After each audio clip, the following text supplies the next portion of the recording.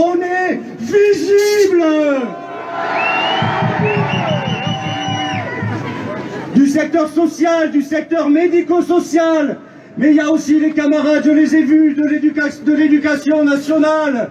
Il y a les camarades du conseil départemental. Toutes et tous, on est ensemble.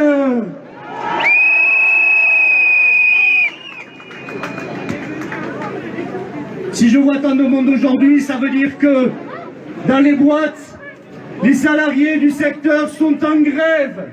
Bien sûr qu'on est en grève. Et nous, quand on est en grève, on perd du salaire, mais aussi on sait aussi se retrouver ensemble pour dire que nos conditions de travail, nos salaires, nos conventions collectives, tout ça, on va le défendre toutes et tous ensemble.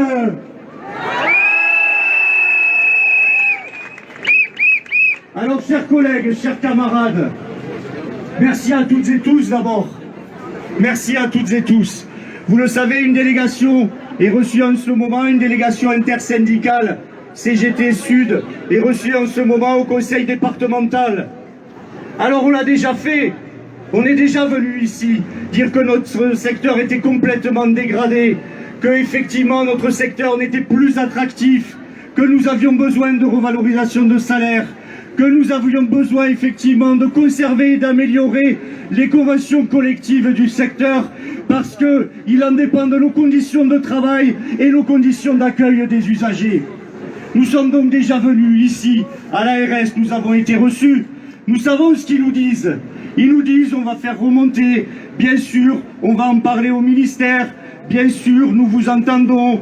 Bien sûr, quand c'est le conseil départemental 31, oui, on comprend, on sait que la situation est difficile, mais je crois que peut-être ils ne nous croyaient pas. Aujourd'hui, au vu du nombre que nous sommes, ici, sur le département, mais sur l'ensemble des départements du territoire national, je pense qu'ils vont nous entendre.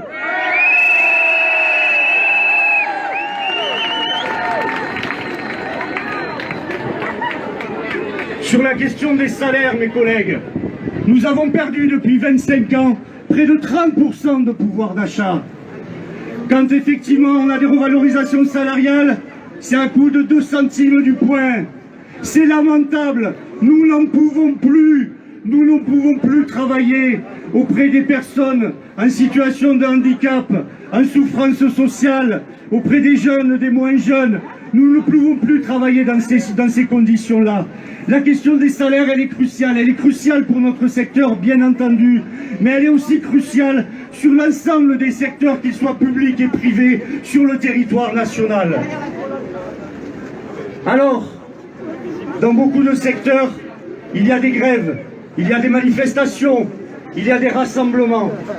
Mais ce qui fait effectivement point de convergence, c'est la question des salaires. Alors oui, il y a de l'argent dans ce pays. Le CAC 40 s'enrichit de plus en plus, y compris en situation de crise. Quand on rajoute à ça les 11 300 milliards d'évasion fiscale, vous croyez qu'il n'y en aurait pas un peu pour nous quand même?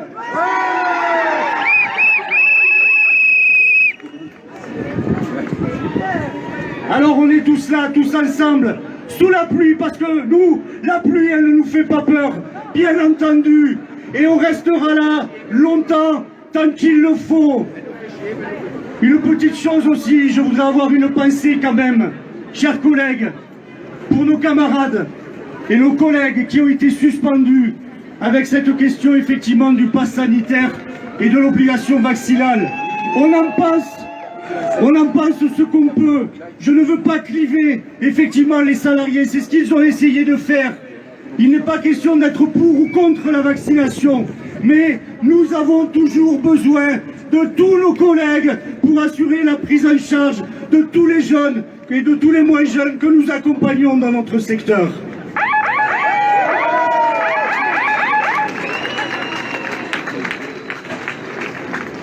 Alors je vais laisser le soin à d'autres de prendre la parole à ce micro. Nous allons organiser un petit peu ça. Je voudrais aussi féliciter les étudiants qui sont venus, les étudiants en travail social, qui sont venus en masse.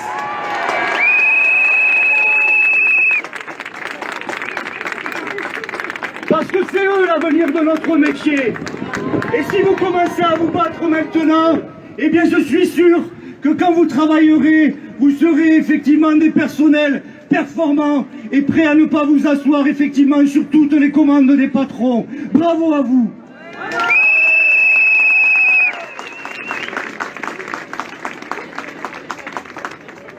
Je vais en rester là, chers collègues. Malgré la pluie, je voudrais encore vous dire un grand bravo à toutes et à tous. On ne lâche rien. C'est probablement pas aujourd'hui qu'on va gagner, mais il y a des échéances bientôt. On va passer des bonnes vacances de Noël, parce que toutes et tous, on a bien besoin de se reposer après tout ce qu'on a vécu depuis près d'1 an et demi. On en a besoin et on reviendra plus fort. Il faut continuer les assemblées générales dans les établissements. Il faut continuer à discuter avec les collègues. Il faut continuer à se réunir. Et à la fin, eh bien, nous gagnerons, mes collègues.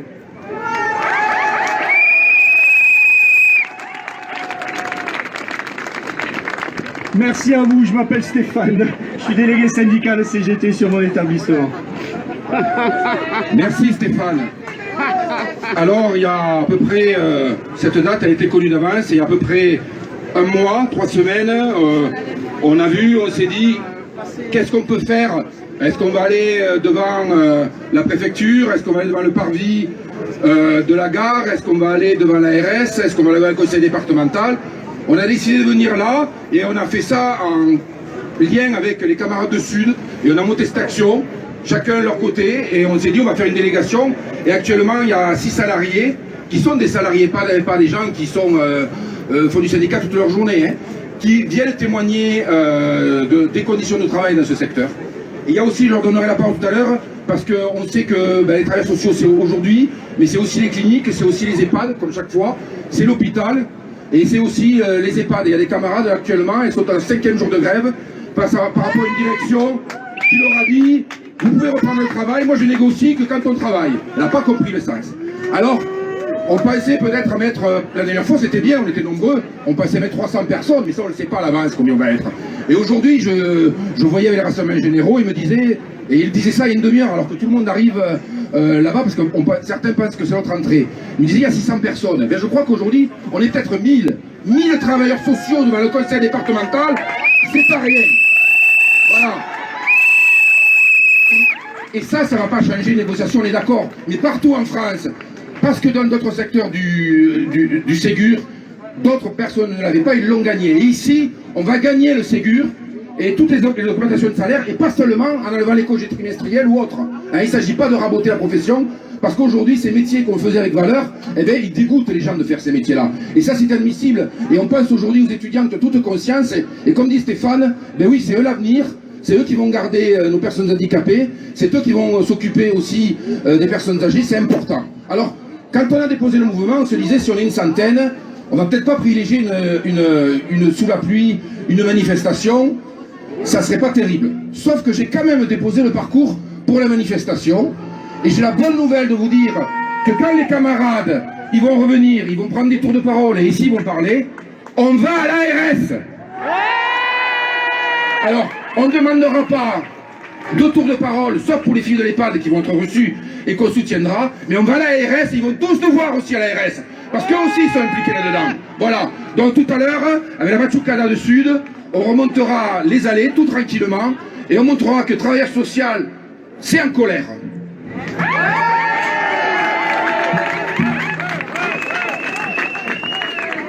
Salut les collègues, moi c'est David de la CGT à l'Oras.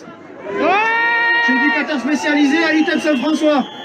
Mais déjà, on va pas se mentir, ça fait sacrément plaisir, même s'il pleut, d'être à 1 millier, voire plus, devant sur ce parvis. Parce que quand on a décidé que c'était ici, on penserait pas qu'on serait si nombreux.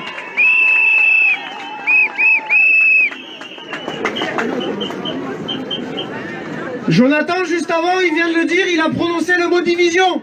Parce que c'est un classique des directions, c'est un classique des employeurs, de nous diviser. Ils nous divisent entre les professionnels du Ségur 1 et du Ségur 2.